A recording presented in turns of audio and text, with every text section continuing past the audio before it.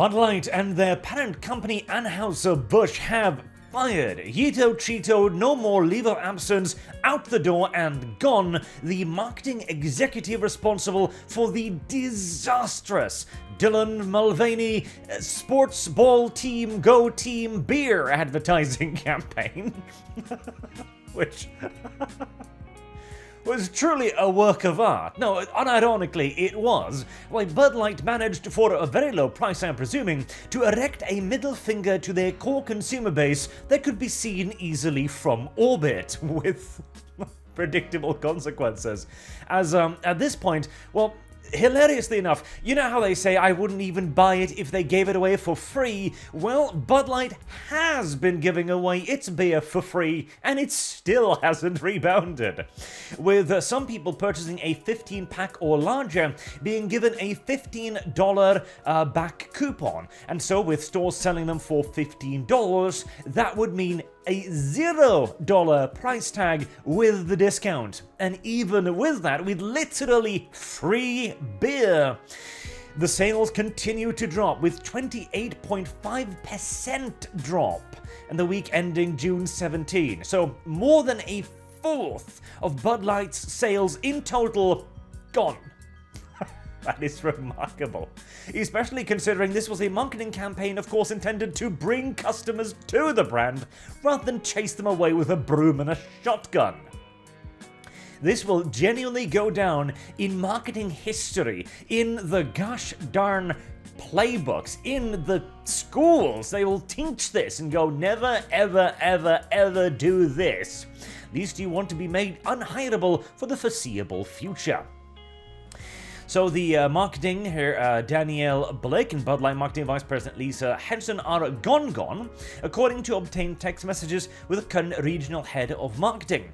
The caller is granting anonymity to the source to discuss a legally fraught internal company policy. So this is, at the moment, mind you, unconfirmed. It is one of those, we have an internal source, which could be bullshit for all we know, but it does make a great deal of sense, isn't it? This chick here and her marketing team single-handedly wiped out over a fourth of Bud Light's customer base. At that point, you probably do deserve to be shown the door rather stridently and strictly. You indeed probably would deserve to be carried through the door at that point, hoisted by your pants.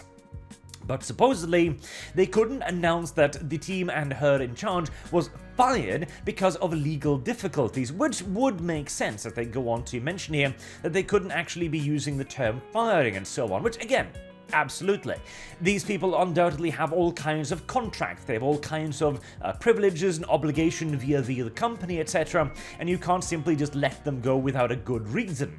And these good reasons do need to be, actually substantiated. You can fire them for not doing a good job, which would be the case in this instance, but you then do need to actually document that they haven't been doing a good job. Otherwise, you can put them on leave, as is what appears to have happened here, and then after an extended period, essentially give them notice, like your services are no longer required, and then you're going to have to keep paying them for another year or two, probably, before they are finally actually out, as these executives tend to be rather skilled at covering their own asses. Even whilst not being particularly skilled at covering their company's asses, as it turns out here. Bud Light, meanwhile, is trying to reverse course with, again, the literally free beer campaign, and as I said, we talked about this a little bit in ArchCast a while ago. Bud Light's best hope right now is to turn around completely and head as fast and as hard in the opposite direction as humanly possible, rather than, this. Bud Light sponsors Toronto Pride Parade attended by naked men and children.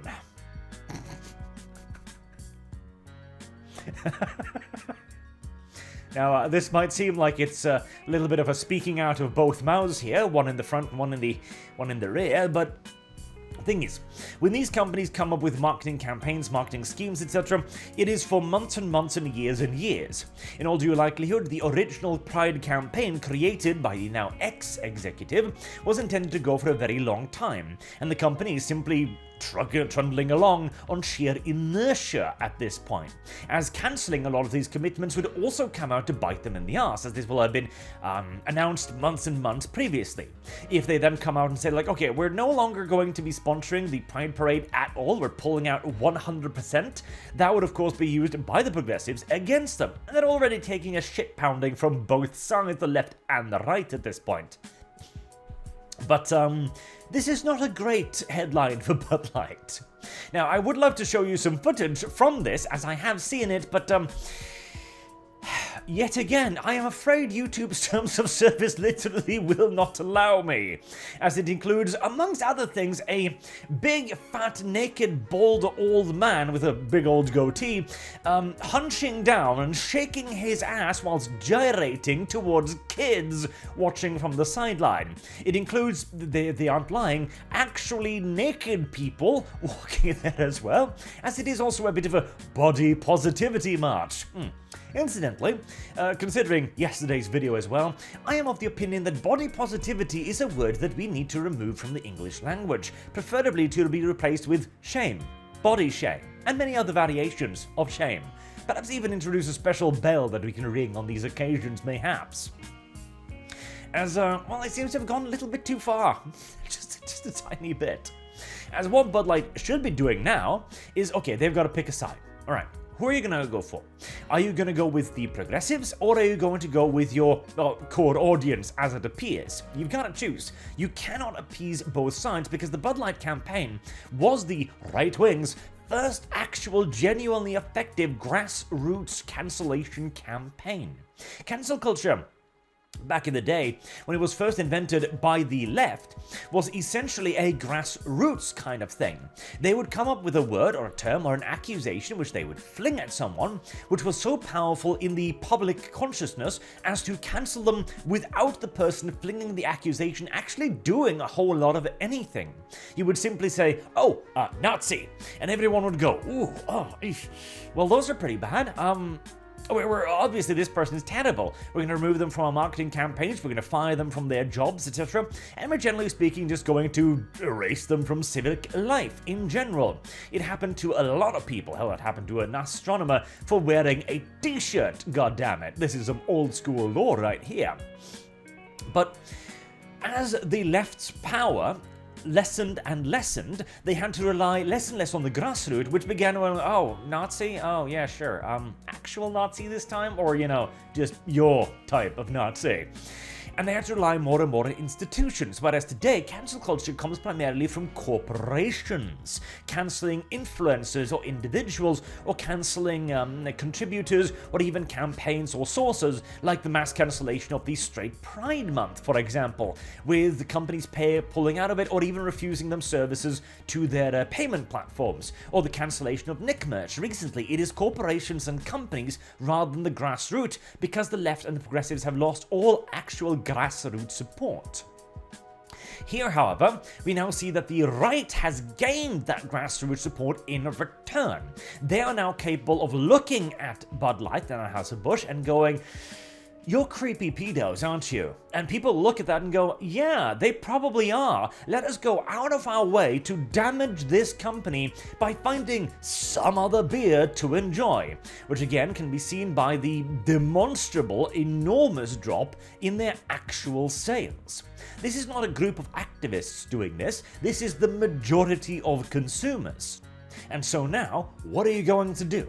Are you going to try and double down to the people who won't forgive you for doing so, that have already disavowed you for not being 1000% woke, or will you try to regain the market that you have lost? Bearing in mind that you are not going to be gaining a new market in all due likelihood by going to the left wing. As well, as it has turned out, they don't seem to be able to make up for the marketing loss despite the woke marketing campaigns. And if you are going to do so, you are going to have to vociferously disavow and denounce your previous marketing campaign. You are going to have to go out of your way to throw it under the bus. You are going to have to make a deliberate effort to ruin your woke image. you are going to have to celebrate the denunciations of the left wing, of the woke and the progressives, whilst getting a hold of every single poster you can and putting big-titted bikini women on them, spreading them across America, whilst also loudly proclaiming the benefits of patriotism and Americanism in general. And even then, you've probably already lost a significant portion of this market. It might also simply just be that this is one of those collapses, those crumblings we've been talking about, and this will be the end of Bud Light in general, with ever more increasing losses and people looking at the new and more desperate marketing campaigns like, again, the literally free beer, and going, well, that's remarkably cringe, please go away now. And the entire company collapses. It seems impossible. It seemed impossible for Disney to be going under, for example, but they've apparently lost some 900 million recently. Those are numbers that even Disney can't dismiss so easily. So who knows?